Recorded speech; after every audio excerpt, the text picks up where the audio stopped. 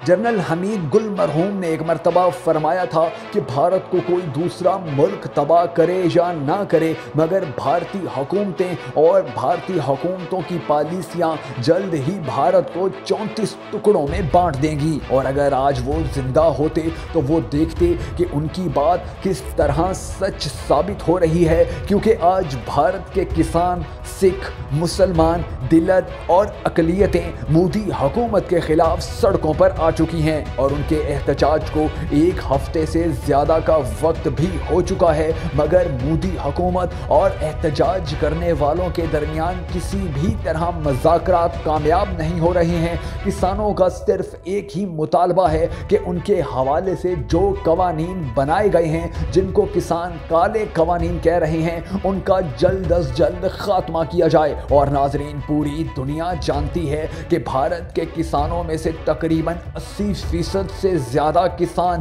سکھ ہیں، اور سکھوں نے تو ویسے بھی خالصتان کی الگ ریاست بنانے کے حوالے سے ایک طویل جد و جہد کی ہے، اور اب کسانوں کے حوالے سے منظور ہونے والے قوانین کے خلاف جب وہ سڑکوں پر آئے ہیں تو پوری دنیا یہ سوچنے پر مجبور ہو گئی ہے کہ اگر سکھوں اور کسانوں کو ان کے حقوق نہ دیے گئے، اگر کسانوں کے حوالے سے بنائے گئے قوانین کو واپس نہ لیا گیا، تو بہت امید ہے کہ بھارت جلد ہی خالصتان کا ایک الگ ملک دیکھے گا، اور بھارت کا انتہائی قیمتی حصہ یعنی بھارتی پنجاب بھارت سے ہمیشہ کے لیے علیحدہ ہو جائے گا۔ ایک جانب مودی حکومت کسانوں کے اوپر تشدد کر رہی ہے، تو دوسری جانب اب کسانوں اور سکھوں کی بھی برداشت کا پیمانہ ختم ہو چکا ہے، اور وہ دہلی کی بارڈر کے اوپر پچھلے کئی روز سے مسلسل احتجاج کر رہے ہیں، اور اگر ان کی بات نہ مانی گئی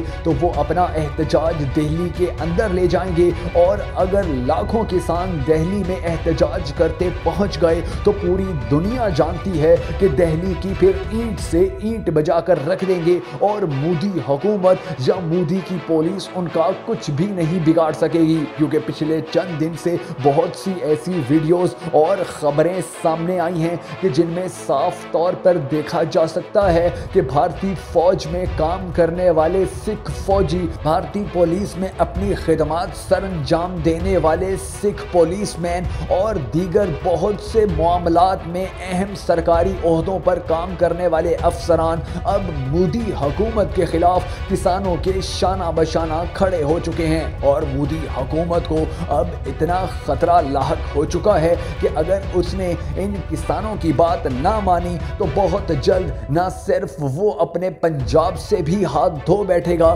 بلکہ بھارت کے اندر چلنے والی دیگر آزادی پسند تحریکیں بھی زور پکڑ جائیں گی، اور جنرل حمید گل رحمت اللہ علیہ کی بات سچ ثابت ہوگی کہ بھارت کے پھر 34 ٹکڑے ہونے سے دنیا کی کوئی بھی طاقت نہیں روک سکے گی، اور انشاءاللہ بھارتی حکومت جو ہمیشہ مسلمانوں اور سکھوں پر مظالم ڈھاتی آئی، وہ ضرور اپنے انجام کو پہنچ جائے گی۔